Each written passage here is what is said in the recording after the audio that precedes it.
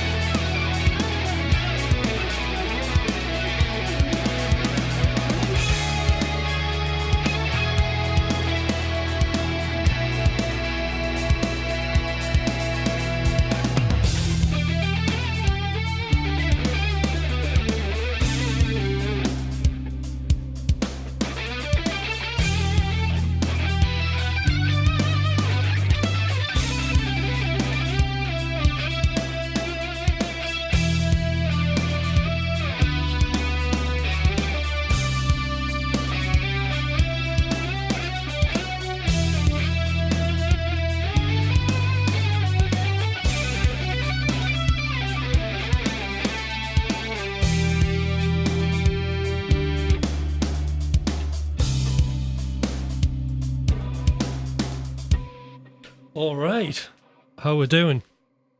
So that was just a bit of music I made just before the live.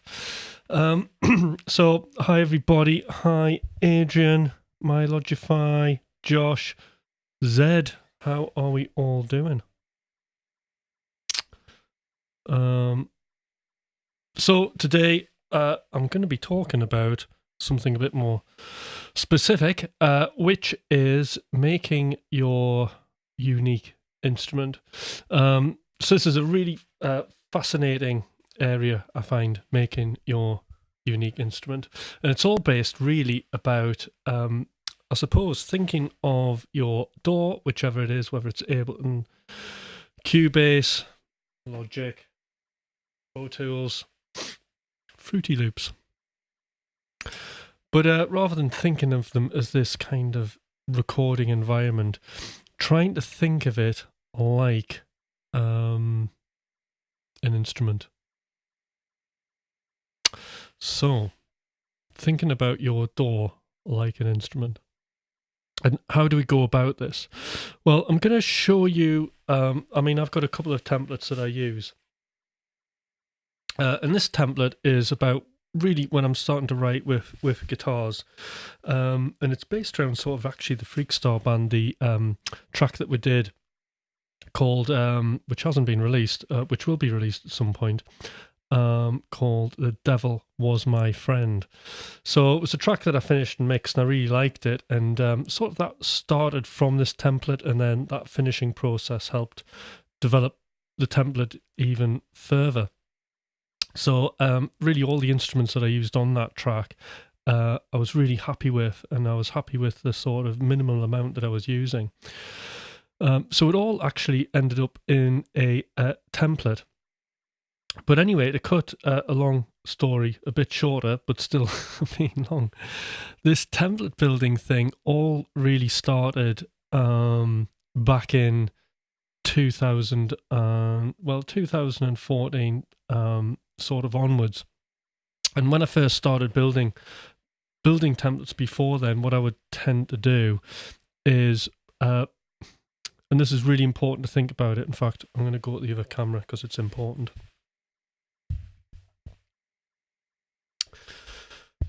When you're building templates, one thing you need to think about is not overwhelming yourself. So initially what I would do is I would put absolutely everything I owned into the template, simply just in case that I needed it. So, I would have strings, not that I use strings all the time. I'd have like every synth that I had at the Omnisphere, multiple serums.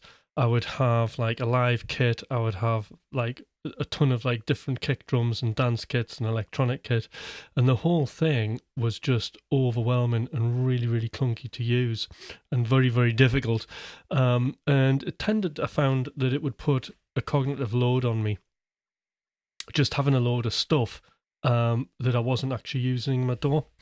So, there was a there was something that I'd set up that actually had too many creative opportunities to the point where it became like a straitjacket. Rather than allowing me to creatively fly, it became a straitjacket. And the reason it became a straitjacket was this. The fundamental thing that I was trying to do was I was trying to solve problems that I hadn't experienced. So every possible eventuality that I could think about, I was trying to fix a problem that I hadn't had, that I hadn't experienced. But there were problems that I would find from, things like YouTube. Because YouTube and tutorials, that's all about basically people telling you how to solve problems that a lot of the time you haven't experienced. Then basically when I started really kind of getting a template that worked, that was when I started. There was a 6-month period actually where the first 6 months where I was starting to get coached, where I was really trying to find my unique electronic style. And eventually I kind of got there and I got publishing. And then I got my first track signed. And it was really, when I set my first track out, I got loads of response back to it and some really, really good labels. And I decided to go with Two Dutch at the time, who later became my manager. I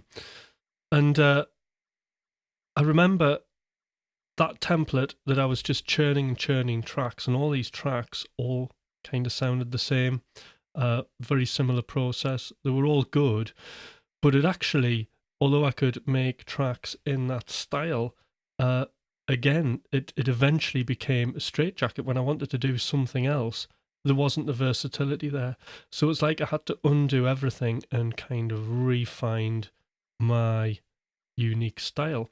So that was sort of my second template building experience. So it worked well, but it worked to a point. Okay. But I just didn't, it was really difficult to find the depth.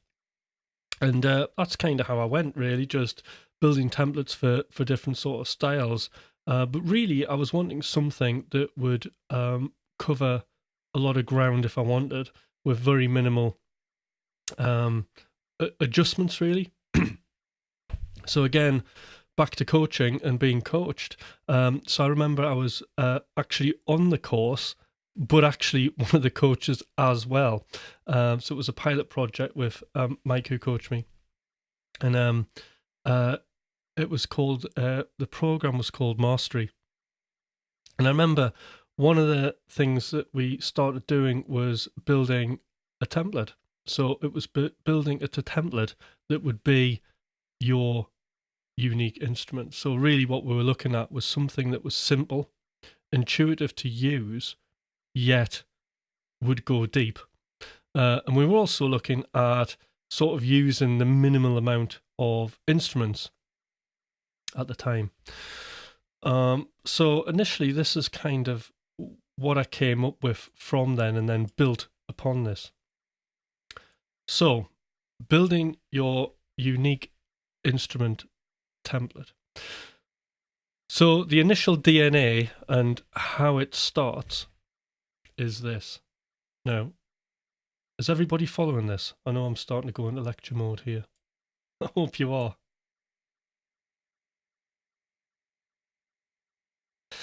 Anyway.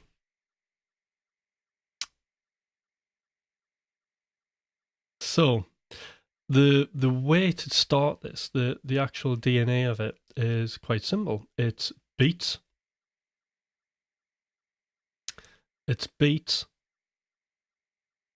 bass, and some sort of mid-range instrument and some sort of lead instrument. And what it's called is beats plus 3. Is what we call it. And that's how it starts. And then what you initially do is you think of this template like a band, right?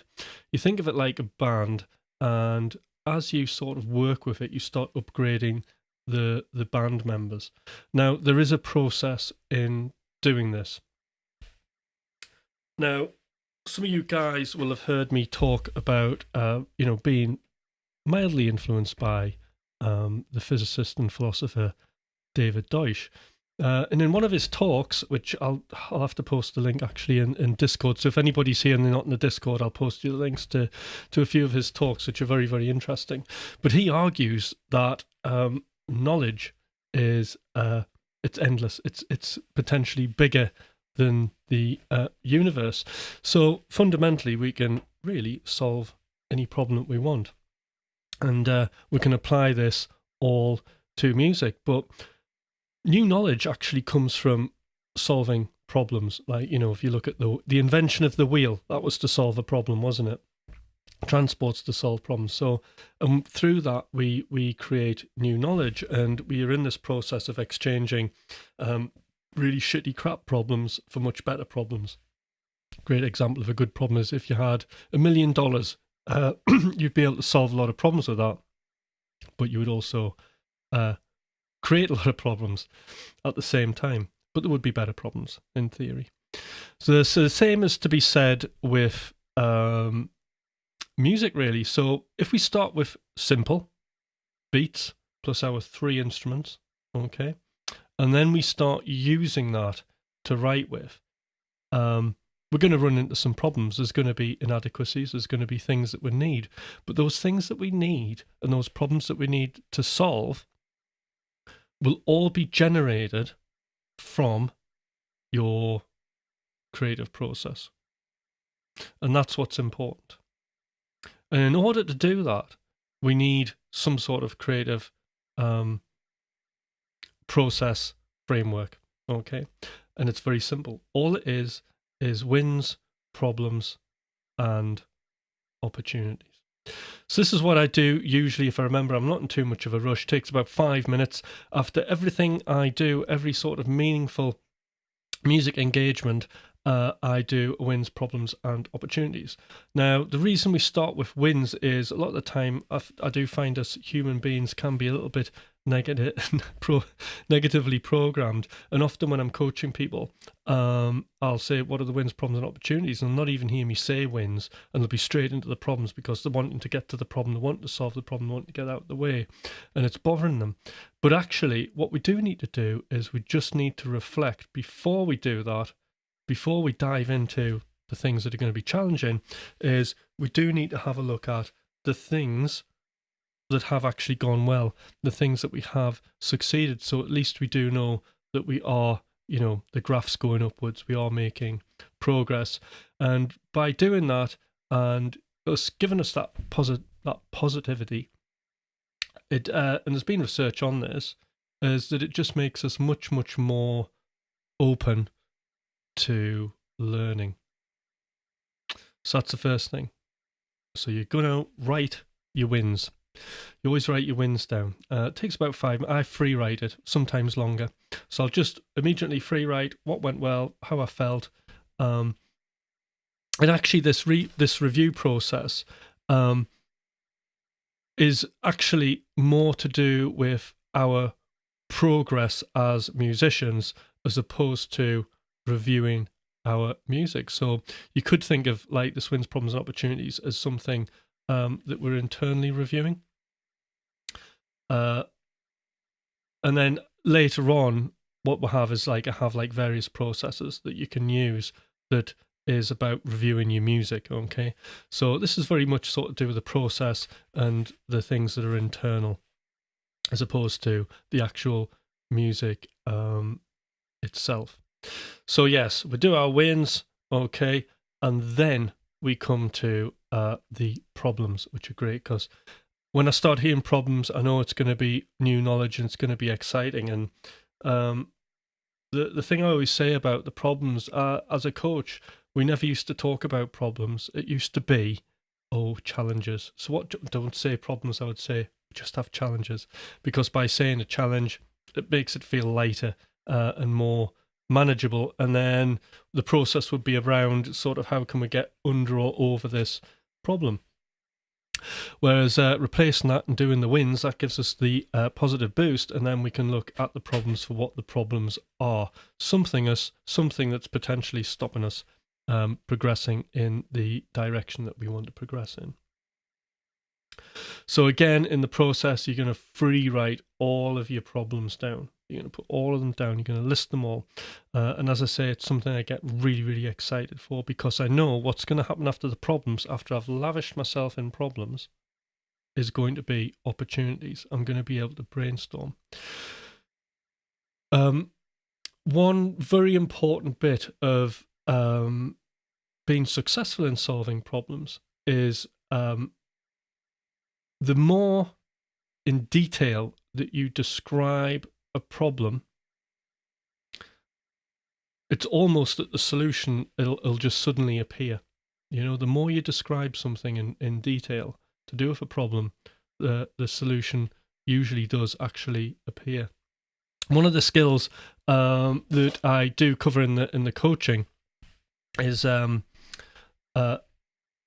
it's a thing called a codex, and it's just a way. It's a formula of being able to solve any sort of compositional musical problem that you're having without having to talk in musical language, without knowing lots of theory and stuff like that, but actually using your own language as a creator to describe, but more importantly, be able to explain. So as an overlook of describing the problem, what you're trying to do is, so if I had a musical problem in here, right, and we listen to this music, so if I just play a little bit of this, right,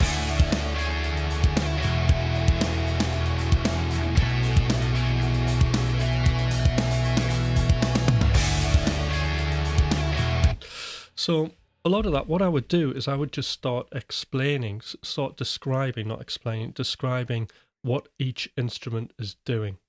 That's what I would do. So around where the problem area is. So where's the problem area in your track? So if you can imagine just listening to your music on an XY axis, you locate the problem, you locate where it is. Is it in the high end, mids, or lows? And at what point on the timeline is it?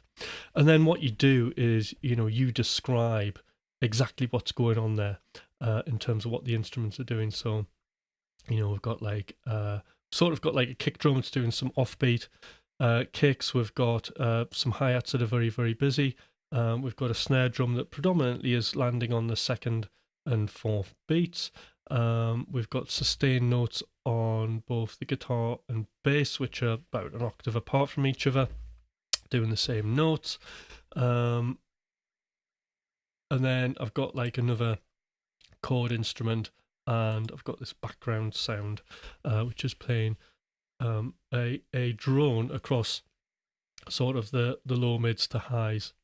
Now, if there was a clash there, I would be able to almost then explain where that could possibly come from. So potentially I could say, well, in the explanation that what is bothering me is that potentially the pad sound that I've got, because it's covering so many frequencies, it's creating mud amongst the rhythm guitar and the guitars that are mirroring the bass. So I could say something like that, and immediately as I'm doing that, I'm thinking, right, well, what I would need to do is if I go to the pad, maybe as a solution, I could just high pass, low pass filter it, maybe try cutting some mids to try and clear out a little bit of detail in the sound and create a bit of detail. So that would be, one way that you can, well, actually, it's not one way, it's the way to actually look at it. But we do get to opportunities, and the opportunities is where you start getting really excited, because with the opportunities you get to brainstorm all of the different things that you could potentially do with that track, therefore creating new knowledge for yourself that you can go on and apply to your other tracks. Now, this works, wins problems and opportunities with anything that you do in life. So I apply it with a lot of success to my guitar playing, apart from today where I'm playing loads of notes out of tune. But fundamentally, I love to do my wins and problems like after I do a live with Thomas when I get home. I always do wins, problems and opportunities, because simply that's the gig for me, and that's when I'm under most pressure, and that's an indication of what I can do and what I can't do.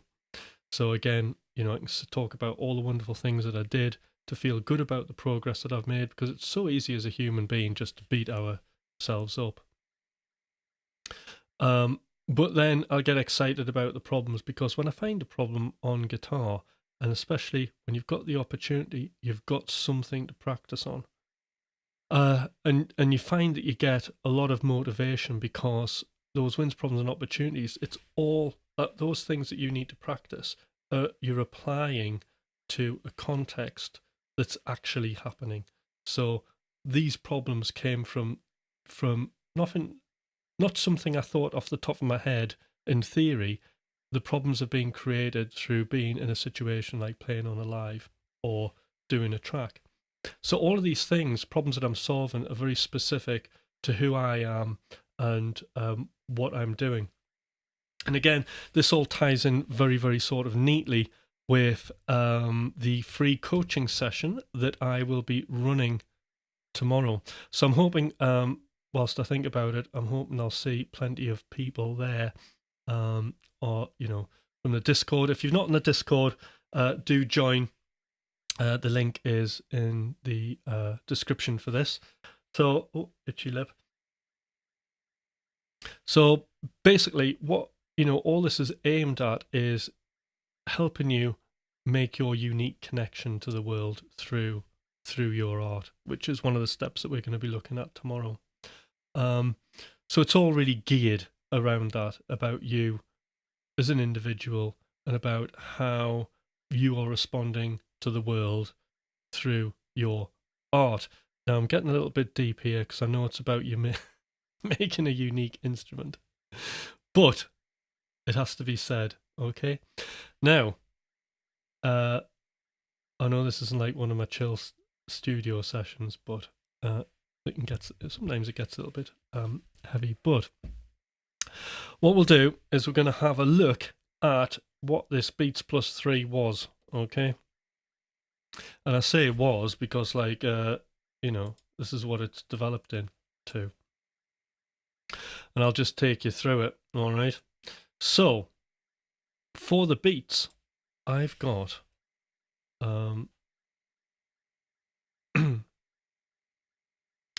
so for beats, I'm using Get Good Drums, Modern and Massive. So if I have a listen, oh, that's the kick drum. There we go. So that's my live drums.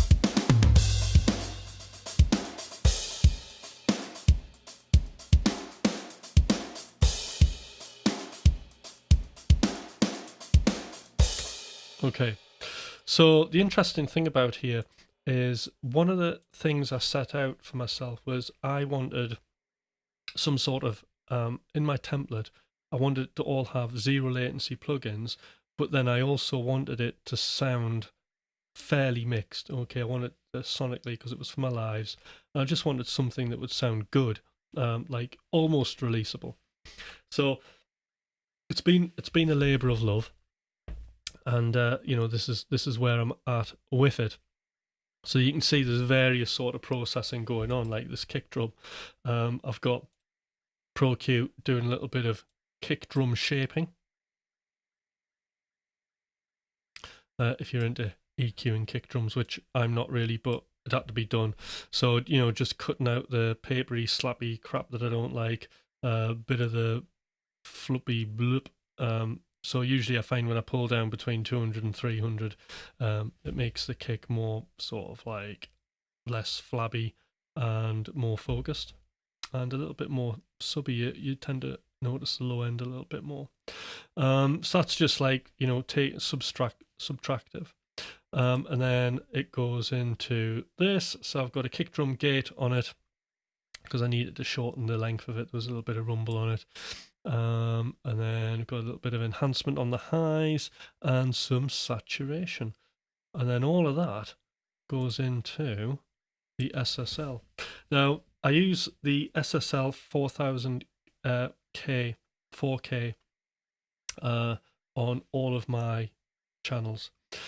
I used to use the SSL native, which is like emulate. It's sort of based off It's based off the 9000, but I just find this has got a little bit more character. There's also the SSL 4KB as well, which is just a little bit, it's too grungy for me. But I know if Stelly comes on, he's like, oh, he loves that on basses and drums and stuff. Yeah, the Townhouse bus compressor is really good. So I used to use that on everything. On this, at the minute, on my master bus, if we look at that, I'm using the SSL. The actual SSL. And then I'm using that, that's not doing anything. And then I've got K-Clip just chopping off some transients for me. So, you know, like it's really the kick and snare have all the processing, and then all the drums are going into another mix rack, where basically I'm using the FG Stress, which is a distressor. We've got a bit of Neve going on there, just boosting a little bit of like 5K, and then I've got a little bit of top end happening with the custom series. So you know, that's like, I mean, what's going on there is I'm using the Neve because it's grungy. It's the next thing to distortion, really. Same with this compressor.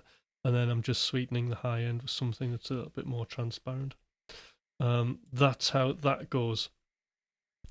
All of my channels also have like a volume and a high pass. So if when we look at this, the drums.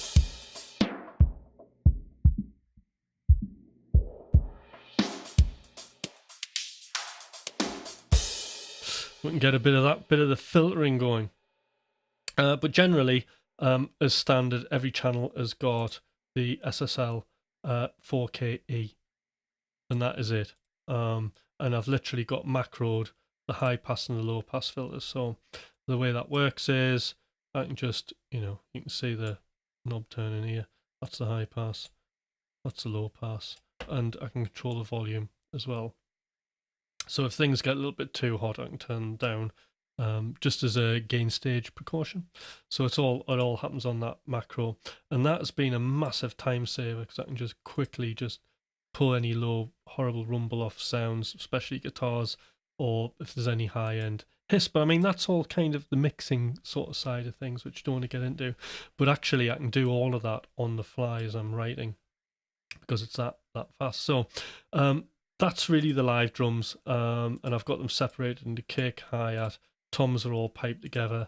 Hi-hats are, we've got a room, and we've got the ride on separate channels. So that's all bust out of Get Good Drums. Anybody want to ask a question? Just feel free at any point. Right, so what I've got first is my fake bass. So this fake bass. So I've got two flavors of bass here.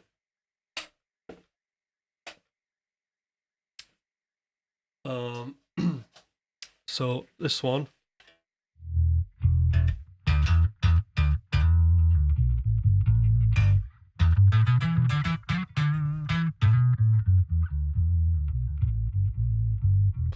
It's not bad. It'll do for the writing. What actually happens is when I did Devil's My Friend, I wrote that riff basically, and then I just replaced it with the groove bass is what I did. But you know, this is just great. It's easy, and what this template is all about, which you'll see, is like just speed.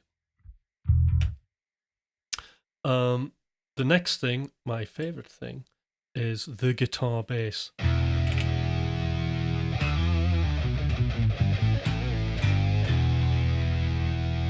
That's pretty cool, isn't it?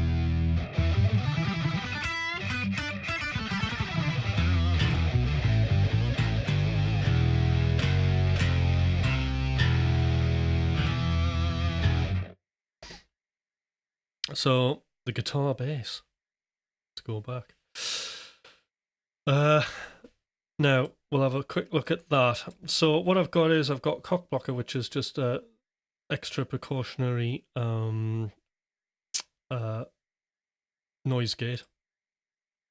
And then what I've got is I've got the McRocklin basically I've got the McRocklin suite. I've got 2 guitars here, and they're both McRocklin suite, and it's basically my live patch and another one called Brutal, which I think is actually included in the in that plugin.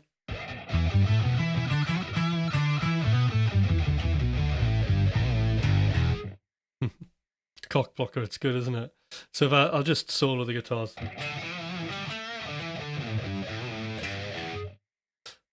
And I just like a good bit of heavy gating on that. The other thing I've got is if I want to fill the low sides out, I've got the octavator on the McRocklin suite on a macro as well.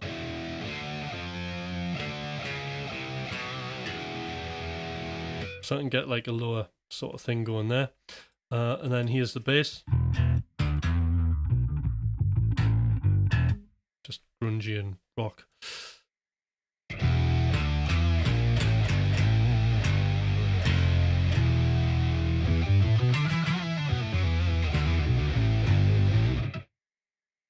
So that's how that works. Now, the way these basses work in both instances is that I've got Hypertune, which is amazing. See, Hypertune is really, really good. It's basically 0 latency, and I've got this bass tuned down an octave. And then what I'm using is Unfiltered Audio's Basement. This is a bass sub-harmonic generator. I just quite like using this one because it's really good at sort of tracking the low end. So it keeps a fairly even subby kind of sound to it. But that's just sub-harmonic generator. And what that's doing is if I switch it off and I put it on, you get that lower depth that you would imagine naturally off a bass guitar. And then that's going into Neural DSP Parallax. So it's going into an actual dedicated bass software amp. And then that's going into the SSL. Put them together.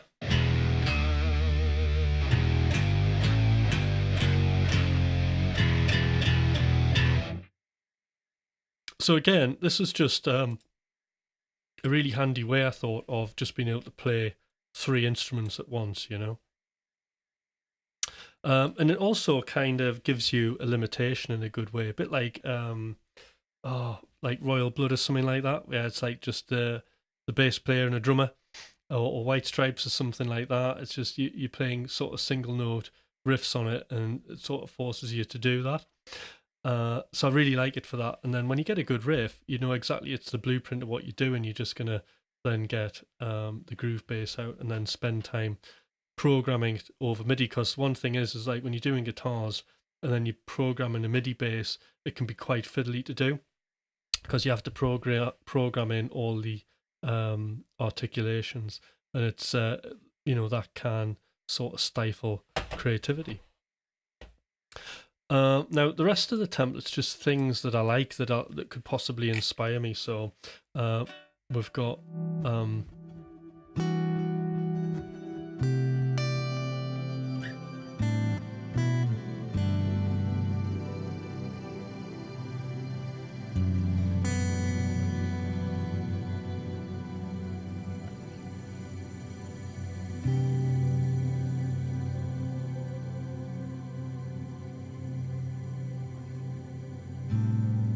so there's like a lot of low end there, so quickly I can just high pass a lot of that. And that SSL, see how it's just strimmed just the right amount of fat off that sound. So it doesn't sound weak, but it sounds, there's clarity there, isn't there?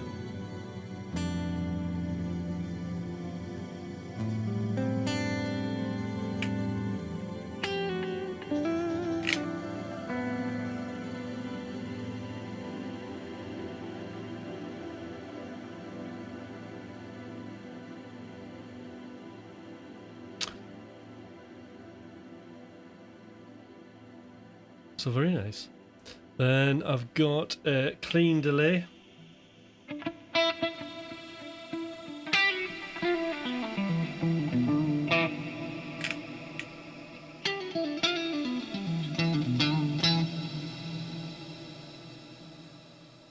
So that's actually got, at the minute, I've got shimmer on that.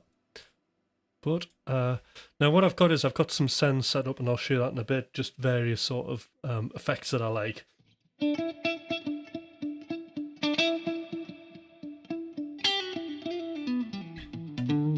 So it just makes it a lot more easier to manage all those effects and get them mixed ready if I just have them set up on returns, because again, you can quickly just EQ and trim all the fat off them and get a little bit more clarity. So these things are sort of mixed ready.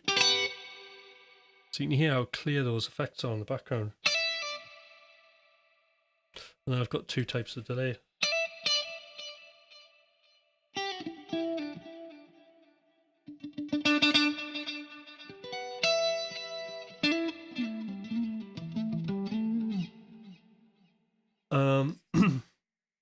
Here's another delay. So I'm not using the effects on the guitar plugin because if I had something too loud, I'd have to go in and open the plugin up. Having said that, with the Kiesel, Hyper Rig, what I've got is I've got some macros set up for it that are really handy. So one of them's room. So if I don't want to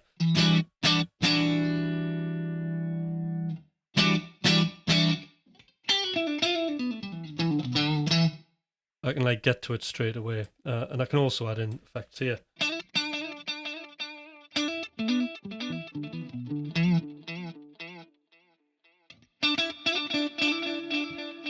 So again, without having to open the plugin, I can just get to all of those things, which is really, really handy. There's a low pass filter.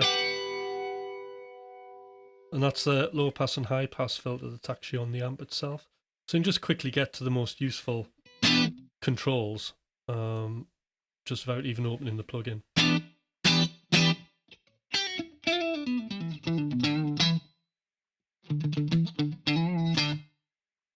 And then again, that is just going through into the SSL. Like everything's got SSL on it pretty much. Again, Kiesel Hyper Rig. This is the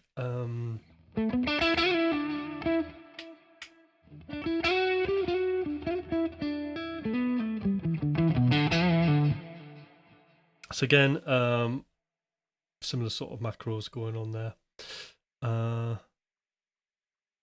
then it's going through the SSL. Low gain, so starting to get into the heavy stuff.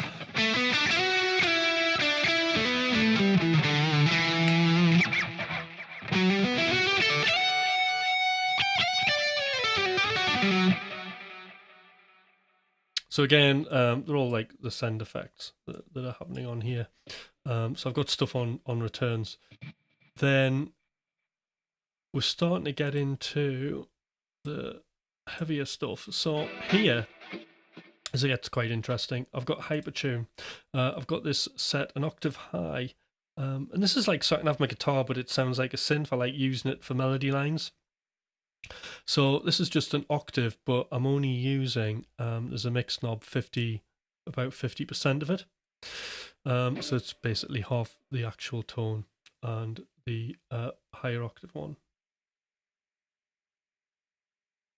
There's no synth guitar, no. It's just literally this guitar pitched up with the artifacts of the Hypertune. I'm using McRocklin Suite, which has chorus on it. So, I'll just show you something here. Let's record something.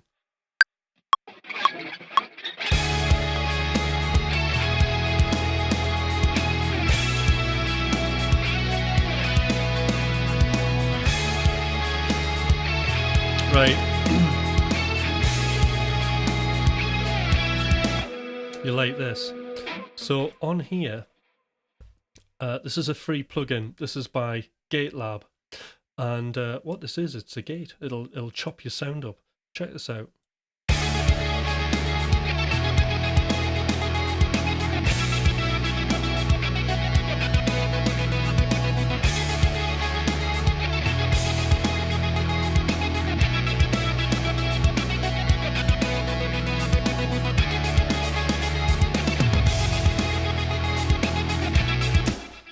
Pretty cool, eh? So yes, give me a thumbs up for that. So that's a really good gate plugin, and you can just draw your own kind of gate, whatever it is you want, preset in, dead easily done. Then I've got my usual shred.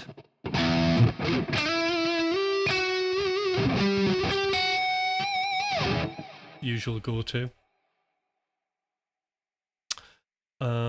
And then we've got some crash guitars.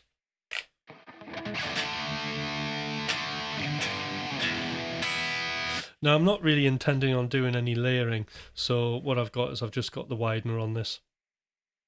So it's kind of like the feel of two guitars. And then finally, we have got another neural DSP plugin, but this is the Archetype Rabea. And I'm not using any of the amp, all right? I'm only using the synth bit, this bit, this little preset I made. And this is really, really handy, this. It's a little bit unpredictable.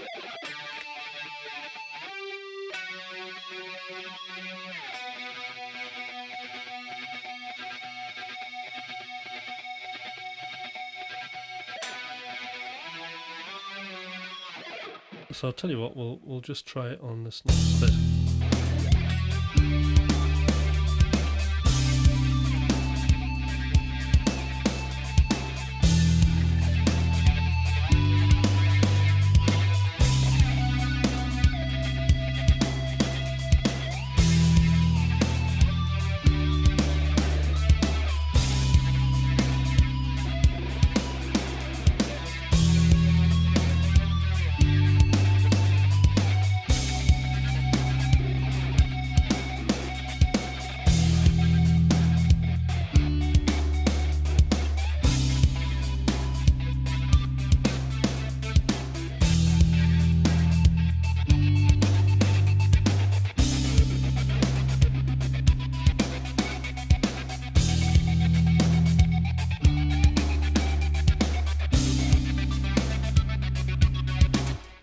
So that's how that works. That's pretty cool. And that's all of the guitar, the live instruments. Now, when I did Devil's My Friend, one of the instruments I ended up using was, and literally no effects on it, pretty much, was the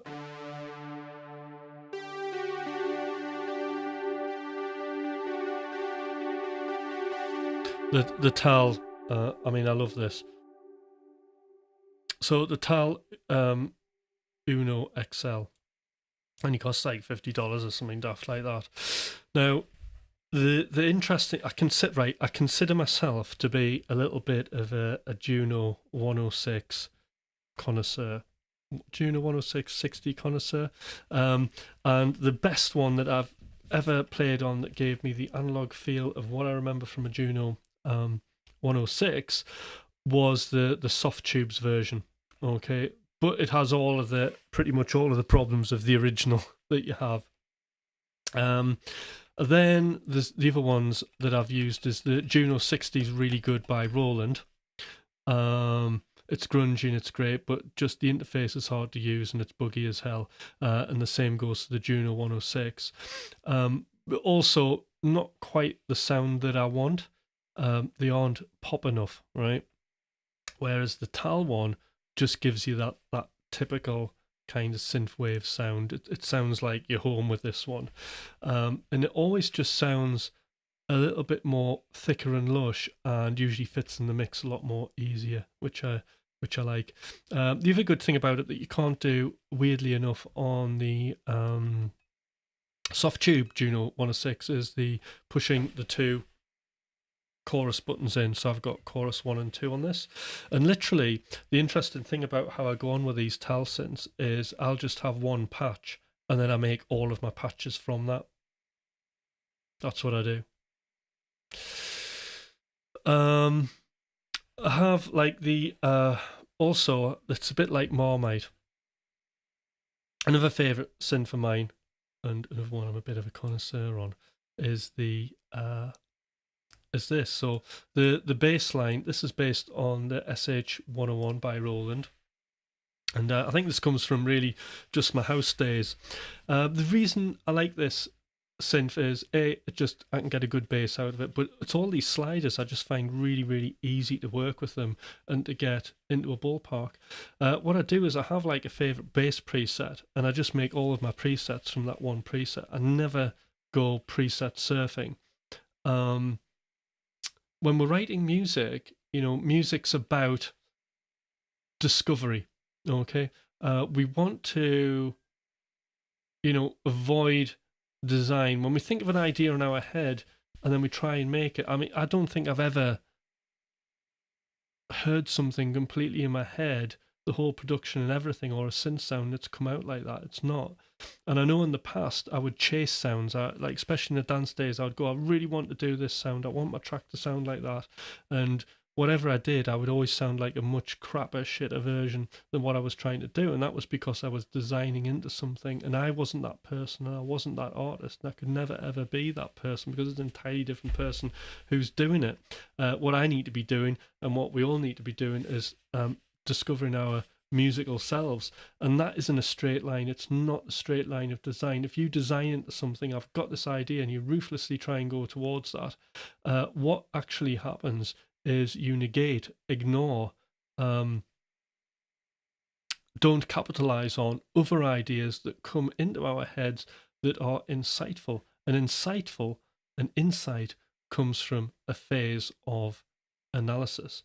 Just because an idea pops into our head, seemingly from nowhere, doesn't mean that it doesn't have value. It has value because our brain and our subconscious works on problems. Our subconscious makes decisions that we're not even aware of, and this is very much something that I find in the creative process, and absolutely changed my life when I started just not designing. Okay, and I find, especially in dance music, lots and lots of design. Get that sound, you want this sound. I remember there was some guy who runs like a program. Well, I know who it is. I'm not going to mention names, and he's like, all right, how can you and his advert is, how can you possibly write music and expect it to be as good as anybody else's, right? This is writing music when, and I was waiting for it, drum roll, when your master chain isn't correct. I mean, like, whenever ever has my master chain told me how to write a piece of music? I mean, it's just the world's nuts out there. It's frightening, actually, when I think about it. So that's like the worst case scenario. I mean, you're doomed if you're thinking like that. So what we want to do is we need to be flexible, all right? And we need to, all those ideas that just appear from nowhere, those insightful ideas, a master chain. Master chain is like when you do your mastering, so effect, EQ, compression, limiter, the bit that kind of makes your track sound fat when you've finished actually writing it, not when you actually start writing it. Also, like a compressor or, staring at your guitar amp isn't going to produce a song, is it? Which is fundamentally what has been said there. So, basically, the reason I don't do the I mean, this is a long way around it. I'm filling time out here. No. The reason I'm talking about the discovery is because by just having one preset in an instrument, in a synth that is simple to use, gives me depth. Because what I'm doing is, instead of looking for something that I think should fit the music and having to make a decision that way, I can ask myself, what is the music asking me to do?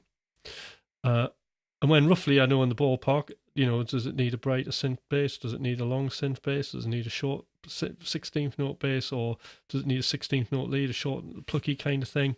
Immediately when those ideas come to me based on the music I'm hearing, which is something external where all the data is, not like how I'm feeling, two different things, which is another point when a lot of the time we can get mixed up between the actual sound and the music, the emotion that the music's creating, which is external, and our own thoughts and feelings about what we're doing.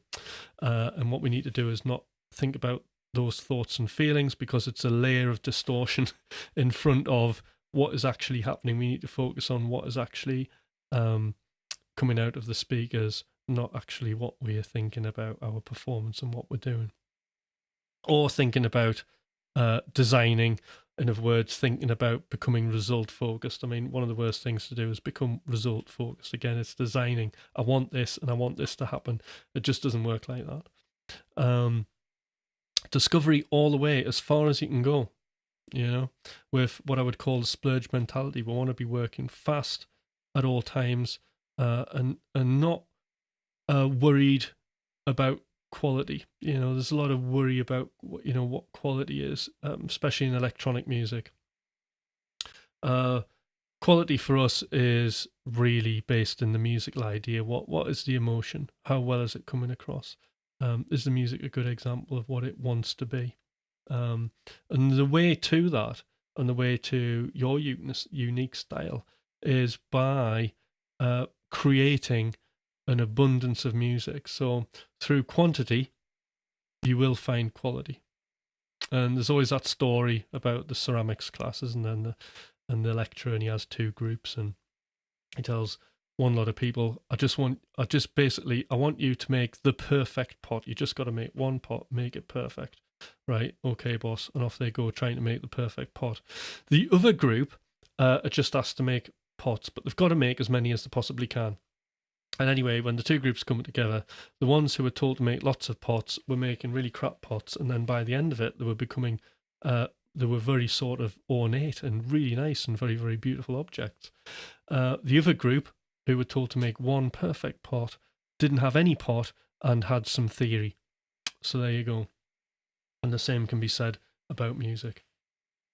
So quality, you're going to find it through the doing, because how else? By, again, tying in with what I was saying before, you're creating problems, solving the problems, you're getting new knowledge, so therefore, the music is becoming better quality. And there is no such thing as perfect either.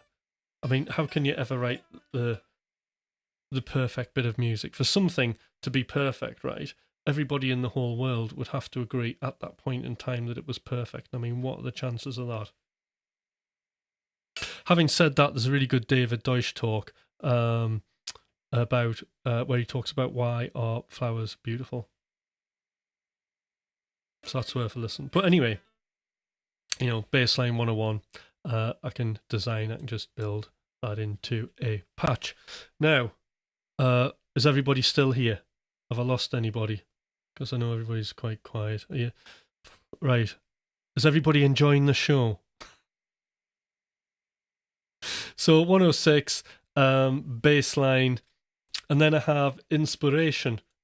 Now, inspiration is arcade, so if I need something that's just going to do something, it's almost like a third band member, I can use arcade to generate random stuff.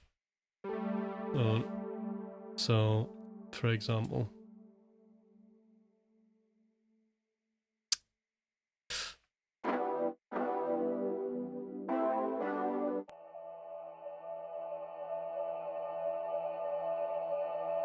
all right, Josh. So, like, there's just, daft little sounds. So I can just go quickly searching for something. Doesn't always get used, that. I could probably take that out. And I've got my vocal stabs, so I do like to have, it's like part of my character, right? Is I'll put little chopped up vocal funny things in. So rather than looking for a vocal to chop up and having to go through the process, I have basically exhale. So in exhale, I'll have various, let's have a look.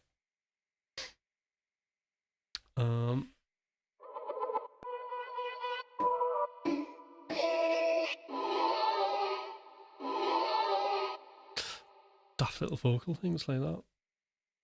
Very interesting, eh? And then textures, which is probably the thing, especially if you see me on a morning doing a splurge. I wake up in the morning and I think, oh my God, I've got to do a live. why do I do such ridiculous things in my life? Because I've got absolutely no idea of what I'm doing, and I've got no inspiration whatsoever. Well, what I'll do is I have like a bunch of these background sounds, so it sounds like this.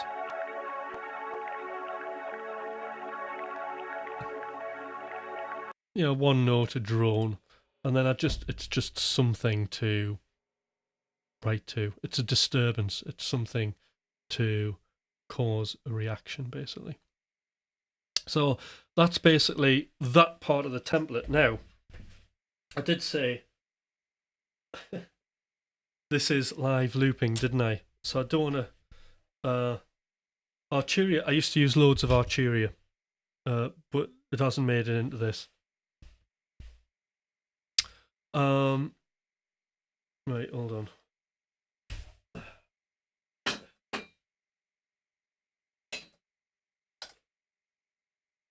Right. Hello. Just my headphones got knocked out. Right, so this is the clever bit.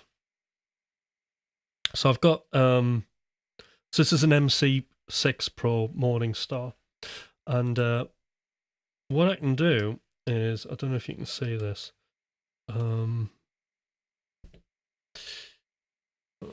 How's that coming across? I don't know if you can see the writing on it. But anyway, right, so what I've got on this, if you look where I've got shred here and I've got this highlighted box, I can navigate around my slots, looping slots on Ableton. Check that out. The other thing to check out is as it moves along, it's arming a track as well. So it's arming a track, and then you push record, and then that's going to record into there. And then when you finish recording, you just hit the stop, and it's done it. There's undo, so you can undo, and that really is it. Record, undo, and then these are just navigation. What more do you need? But as I say, the clever bit, the bit that worked out was the bit where it arms the track, then unarms it and arms the next one. Now, it's not totally flawless, because sometimes if you click on things and then this becomes grayed out, this stops actually working. This is for Ableton. I've got it working with Ableton. Technically, you could get it working with any DAW. So it's really like, it's really, really customizable, this. It takes a bit to get your head round. But once you do, you know, you can do anything with it. Right, so this is another thing. So I'll use this for the electronic instruments. Now, because I'm such a crap piano player, and I can't be asked to work out every single scale or key that I'm in, I can just log this to a scale or key and just play the pads, and that's what I do, and it just kind of gets me there a lot quicker. So that's mainly what I use this for, but I also use it for triggering the loop. So I don't know if you can... I used to have a dedicated thing for it. So you can probably see here that I'm in the session view. So if I push this top row, it will trigger basically the top line of notes there. Actually, I probably didn't have this view on when I was demonstrating this, you know. So I'll just show you this because I'm very proud of it. If you look where shred is, there you can see this moving along. There's the record. I'm recording. Stop. Didn't like it. Undo. It's disappeared. So once you've recorded a load of stuff, then you can trigger different sections of your song. So, so the top line.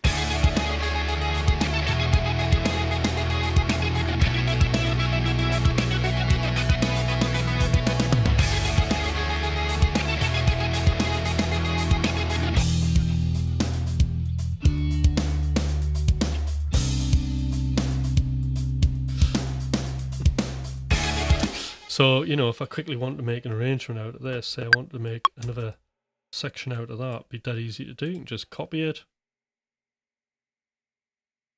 And then, right, I don't want that. Maybe put that there. Let's see what that sounds like. There you go. That's your verse.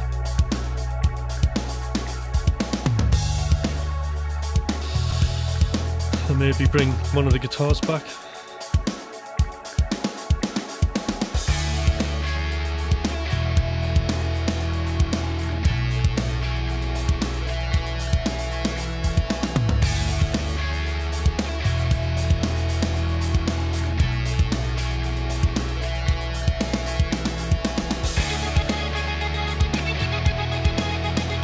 So, you know, you can work really, really quickly, both looping and arranging something live and on the fly. The other thing I have in here is, if you look here, I've got down at the bottom, fixed length. So this is set to 16 bars. So what actually happens is, once I press record, if I don't actually stop it, it'll stop itself after 16 bars.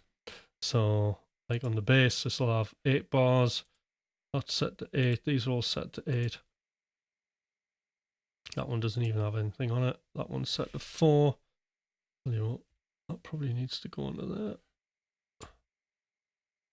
And that utility is in the wrong place. Right, just save that. Right, okay. It's break time. Okay, I've talked loads, so I'm gonna move over. In fact, I'm not. I'm gonna stay here. Right. Has anybody? So after I've done all of that, I've explained a little bit about the creative process in relation to what this template is all about. I mean, obviously, I've got a lot of instruments in here. The reason that it built up to this was because of problems that I wanted to solve, not problems that I thought I might encounter. So it's all stuff. And because I've built it up over time, I've been practicing with it. So each thing I've added, I've practiced in writing, which is, you know, why it's so intuitive to me. All right. Do we have any questions?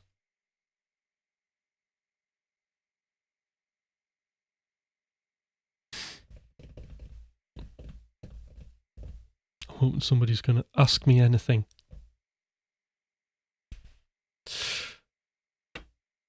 Does it use comping features? Yes, there is comping.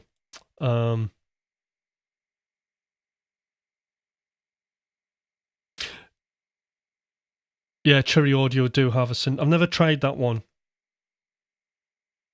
But I've done all the Roland ones, and I've done... I actually have like the Roland SH101 hardware miniaturized unit. It's in the cupboard. It's in the timeout cupboard box. I should sell it really, because I'm never going to use it. I mean, I've got an OP1 and an OPZ in the box below me. Never use them.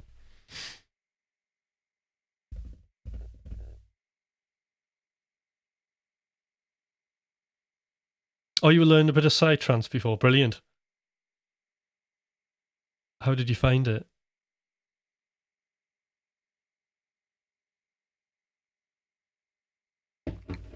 Non-alcoholic. Don't worry.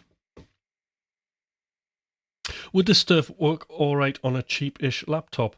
I think so. Yeah. I mean, right. Okay. This is quite a bit of an elaborate setup, but you know, things like Ableton are designed to work on pretty much anything. The one thing I would suggest is that you have, I think it's at least 8 gigs of memory, 16 preferably, and then you should be pretty much good to go.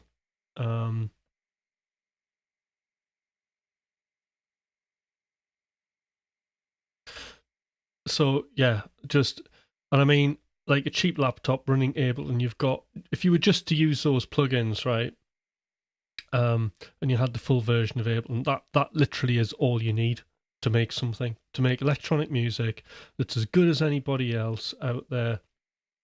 That's all you need. You know, I don't, I love like the SSL stuff because like I'm a bit of a nerd and I can hear like a 5% difference, but that's all there is.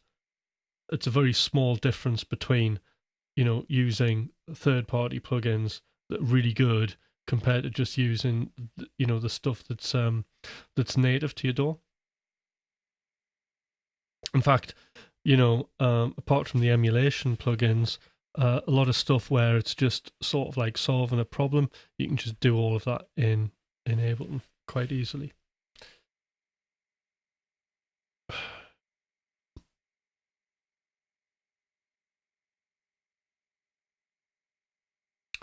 Yeah, Psytrance, it's quite technical, isn't it?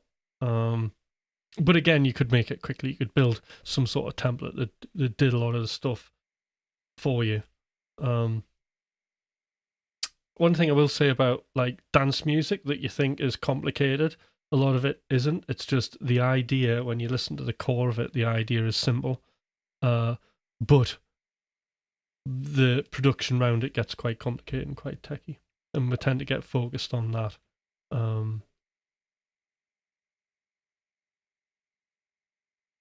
I mean, fundamentally for me, it's like it's the story. Is like, what's the music trying to tell me? Is it what emotion is am I trying to get across?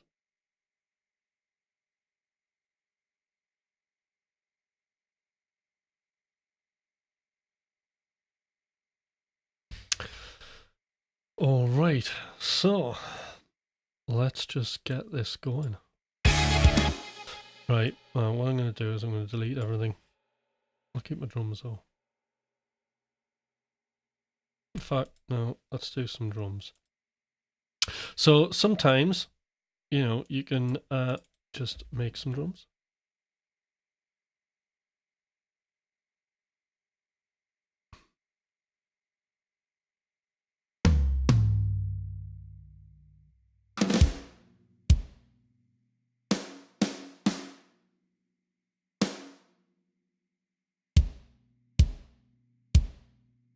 Put a load of kicks in.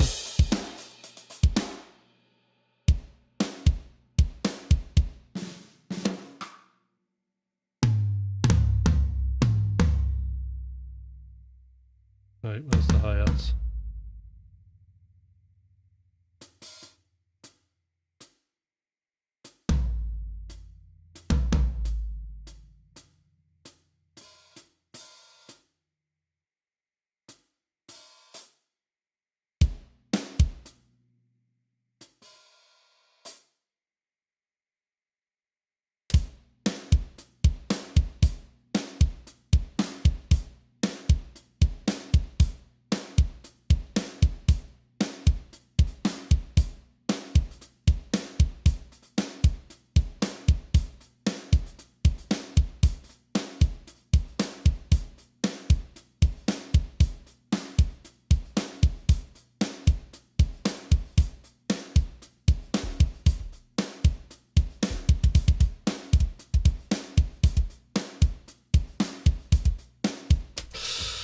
Right, and let's see what we can come up with.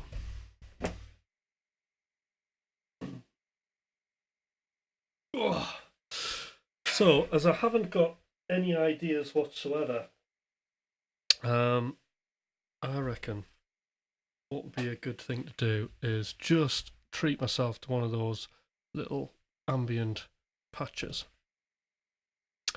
Let me have a look.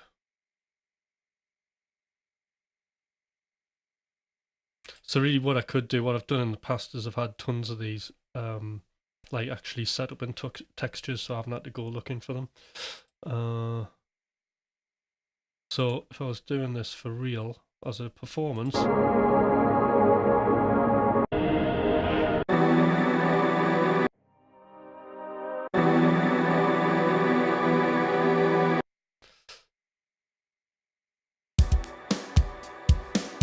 another thing to point out on textures, so when you heard that, it was very, very broadband.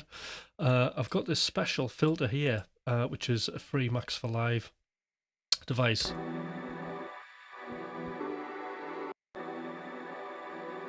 Like a DJ filter.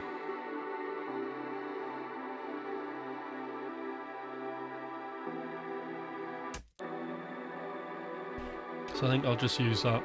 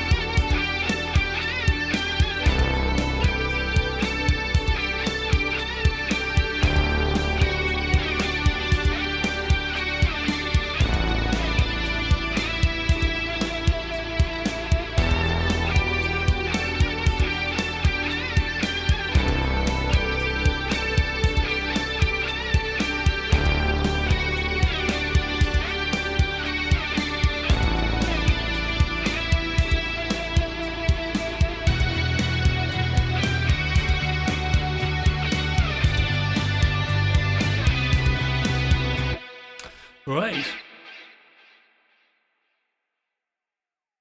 And there we go. And there's a bit of a splurge there. So, my Logify, your thought using the session view and barely the arrangement mode. Session view is a lot more fun to use. Right. So, really, I know a lot of the times, like on lives, I tend to end up in the session view because, like, I'm half asleep. But for this, right, because it's live, like a lot of the times when I'm live, I want the kind of live looping element to it and less thingy. So, I'll tend to use the session view. For this, I'm using the session view because I want to keep the session going. It's kind of like we're writing, but we're also looping at the same time. We're trying to just keep the music going, make quick decisions, and keep moving forward at all costs. So, as this is sort of set up really for live looping, it makes sense to use the session view. Now, I think my more successful splurges have all been done in the Play Smells Like Teen Spirit. All right, Doctor. No. Why would you ask me to play Smells Like Teen Spirit? I wonder. Is it because of my hair? All right, Doctor. I'm not sure if I've seen you on here before, but could you... if you haven't subscribed, do subscribe. The other thing is if you want me to play covers, that's not what I do here. It's all about making music. So anyway, what was I saying? Yeah, so my more successful splurges that I would say have all been done in the arrange, okay, because it gets you thinking more sort of on the timeline. And also you can kind of generate more interesting ideas quicker. So yeah, it's just not as great to listen to on a live because you're doing a lot of starting and stopping, whereas this is much more entertaining. But as I say, this is like one of my really fast writing templates, and it's really, really good. Like you've seen basically how it can go from the rock thing right through into sort of a more electronic, I suppose, synthwave thing. It's kind of touching on that, but it's enough to get an idea going. And as I say, when I used this and I did Devil's My Friend, it was a real eye opener. So yeah.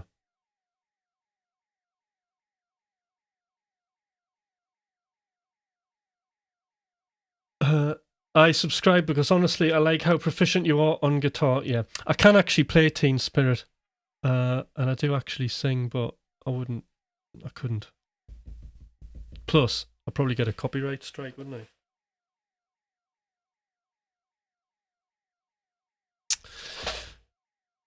Right. Yes.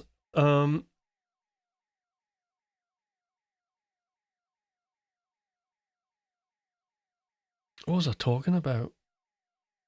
I can't remember. Oh, yeah, right. So, after hearing everything that I've got to say, after everything I've said, do we have any other questions to do with making music, templates, that kind of thing? Morning stream, Nathan, I'm on holiday, so I'm doing an evening stream. If I do an evening stream, more people... No, not for a song. No. Oh God, troll. Honestly, hilarious. Anyway, I don't want to find out that I'm here. Let's keep quiet. Anyway,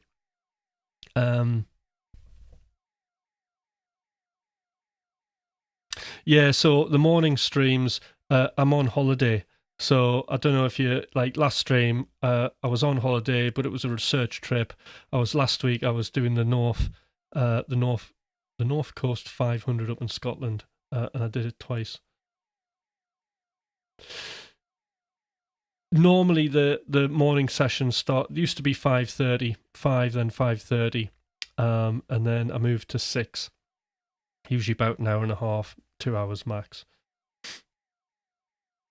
And it's like every morning, but like I was combining that with sort of my music making practice where I don't know, these like evening streams, I'm trying to give a little bit of value, because at the end of the day, I run I run a coaching business, and I think, you know, I need to show, you know, instead of just sitting here in my own little world exploring my own musical DNA, I need to be sort of, you know, showing my worth as a coach to the world. Yeah, it's 9:36 in the UK. So, which brings me to, you know, it would be great to see more people subscribe to this. Really want to get up to 1,000. I've got that 1,000, but actually, it's the watch time I need getting up. So that would be great. Hi, Chozilla, how you doing?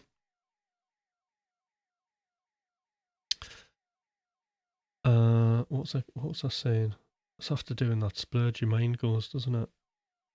Yeah, so the coaching thing would be great. More subscribers here, and obviously join the Discord. The Discord's brilliant. I'm really enjoying it. I actually I posted up. I was just working on the script really to one of my videos, which is all about basically if you're ever encountering a problem on guitar, practicing a little bit before you go to bed and waking up and practicing the thing again, and it's just an outline. It's not quite as easy as that. There's a little bit of a process. So I did actually post that up in the Discord ideas and inspiration section. So do check that out and see if it's useful, see if you like it. But it's based on a book called The Art of Learning by, I never remember the guy's name. I did have it before today. But that's where I got the inspiration for doing that and getting that sort of method going. No, you can be out of topic. A UK punk rock guy have an Epiphone signature today called Youngblood. Maybe it's time for you for a Gibson signature. No, I had a Gibson Gold Top when initially that was my Freakstar guitar. It was great. It was like absolutely beaten to hell. It had blood stains on it, like proper blood of me playing gigs. It was absolutely like not like this. It was proper like punk. It was like a savage guitar, that thing. But it wasn't the clean kind of shred machine. I just looked absolutely dangerous with it.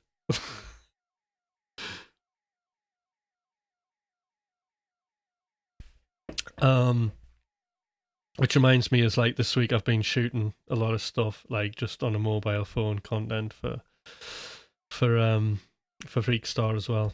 In fact, I was jumping about wearing a teddy bear suit this morning and yesterday, but we made such an arse of that.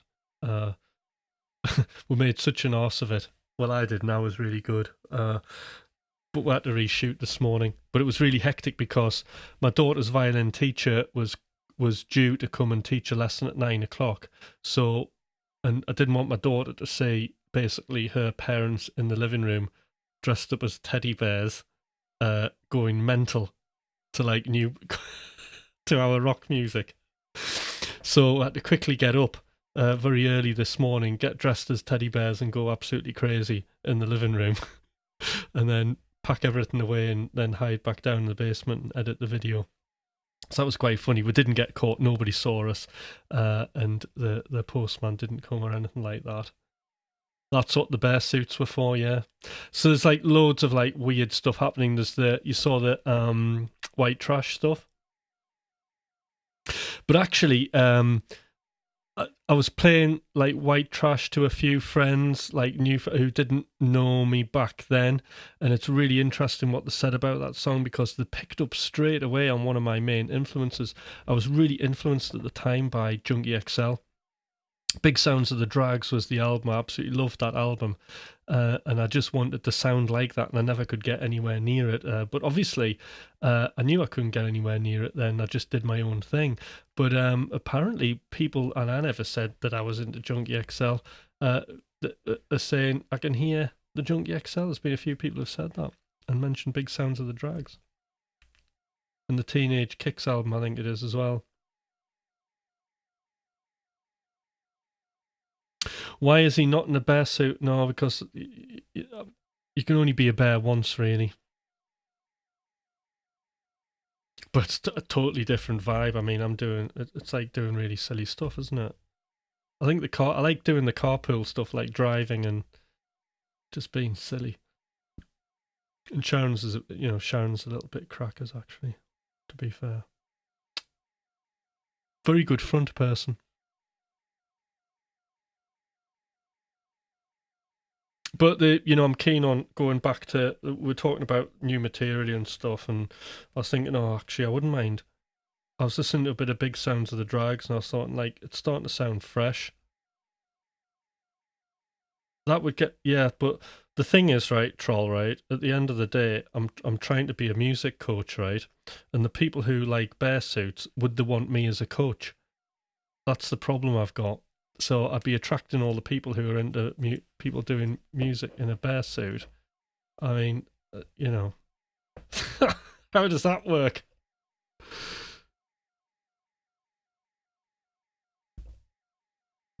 All right, my Logify, great. Good night, and thank you for being here. It's appreciated, yes, and it's 11:42, and Now, if you play guitar and anything like that, if there's any problems you have in Logify, just take 5 minutes, a little bit of a micro practice, go to bed and do the same thing when you get up. Do that every day this week, and you'll improve at your instrument, whatever that is. Not the odds of learning, the art of learning. By, I can't remember who it was by. If you look it up, it's the guy who was the chess master and martial arts champion. Just to get me over 1,000. Yeah, the art of learning. There's a ton of books that have really sort of influenced my philosophies on music making, that have massively helped me, that along with being like coached myself.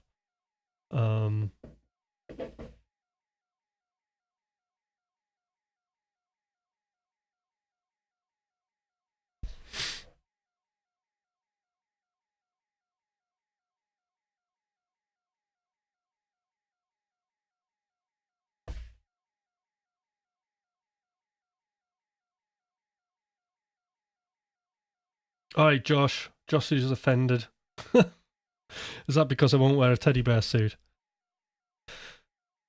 Maybe at Christmas. How about that? Maybe at Christmas.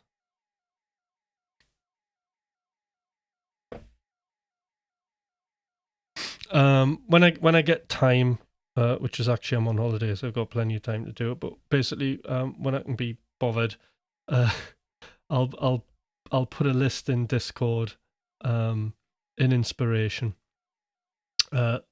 citing all of the books. I'll put a little bibliography in there of all of the stuff that I've read. That's really, really. Sorry, Josh. I can't wear the bear suit. It would have to be a really special occasion.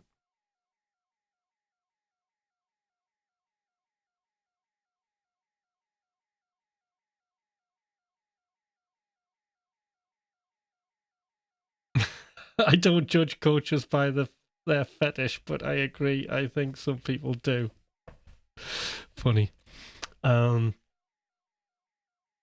I just like to have a laugh these days. But anyway, yeah. So I'll post up a reading list in the Discord, so all the Discord members will have access to all that good stuff. Oh, Josh, no, it's fine. I mean, I don't want to disappoint you, and I am tempted to wear that bear suit. I could just run off now and put it on if you want. No, I'm not doing that. It's ridiculous.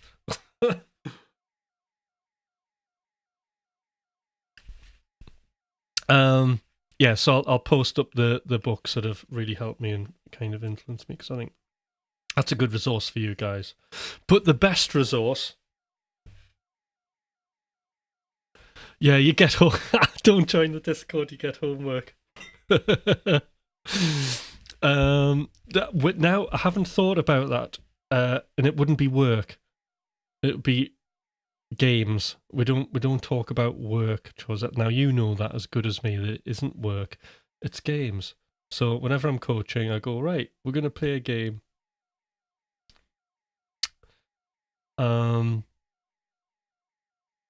Now, there is a free coaching session tomorrow. So we're getting focused. You're going to get insights on your music, yourself, your skills and abilities, and how you're going to move forward. That's going to happen tomorrow. Dan Fricker took off his shirt for 250 super chat on a live stream. No, I'm not doing that. The other thing is, anybody who's interested in joining one of my coaching groups, it's $237 per month. I actually said tired on one morning. It was $237 an hour. I don't know how that even came out of my mouth, but anyway, it's $237 per month, regardless of whether it's 4 weeks or 5 weeks. We meet every Thursday evening, 8 p.m., and basically we do a session for 2 hours making music. So it's $237 now. When you come to coaching and you freak out about the vibes, I mean, it's not that bad. It's very therapeutic, I think. But let's say you were somebody who kind of turned up expecting to have a kick drum designing course. It wouldn't be that. We're purely looking at how you, with your abilities now, are going to make the best possible music. And I'm going to help you remove some of the pain that gets in the way of creativity as well. I mean, the process can't be totally pain-free. And I don't really buy into I'm an artist and I have to feel pain or it's no good. I don't think that's all just internal thinking. You can actually enjoy yourself. So some of that like pain that you experience, the stuff where it's just nonsense and not helping you, we can move that to one side, that's for sure. And just get you focused on actually the things that are going to help you make unique music. And I have a whole system and process for that to happen. Art without suffering. There's always a little bit suffering, Troll. But sometimes we just suffer too much and it's unnecessary. Like, why would I do something, make something because it was painful? It doesn't make any sense. Music's therapeutic, not painful. So that's just internal thinking. The other thing I don't buy into is, oh, hey man, I'm not in the zone, so I'm not going to do anything. That's just not absolute nonsense, right? Basically, I have a job every day doing music and I've got to be super creative, right? I don't wake up out of bed and go, oh man, I'm not feeling it, I'll just stay in bed. I've got to get up, and whether I'm inspired or not, I've got to make a move forward. And what always happens is when I don't feel inspired, I get inspired.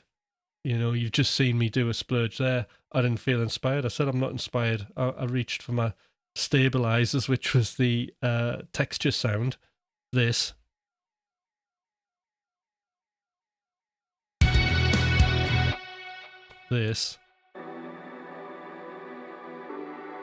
So that's all I had created to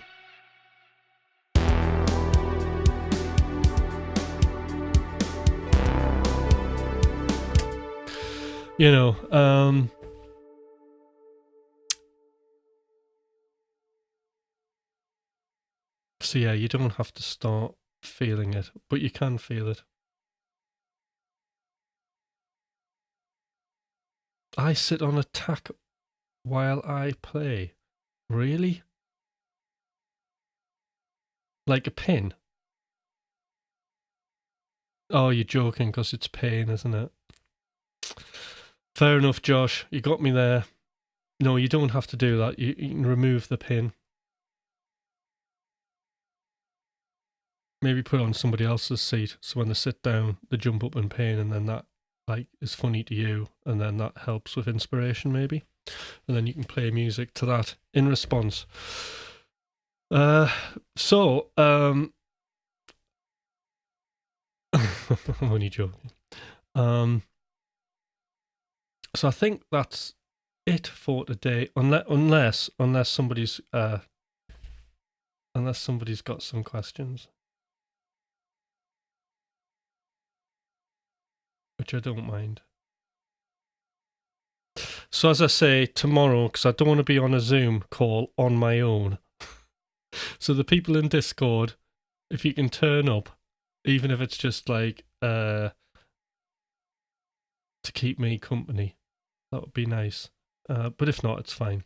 I'll be there on my own in digital no man's land, doing my own exercises myself.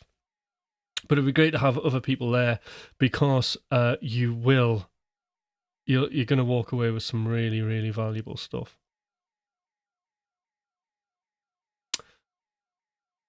Great. And then if that goes well, then I'm thinking about doing something, possibly once a month, of real value that you'll really, really like. But more on that later, because there's a few options. Hi, Smart Alec, how you doing?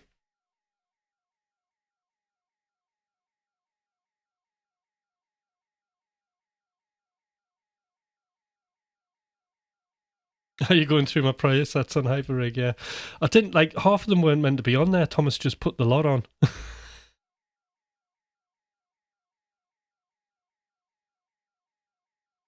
There's some good stuff there, Nathan. I hope you like them. My Vice City one isn't on there, though.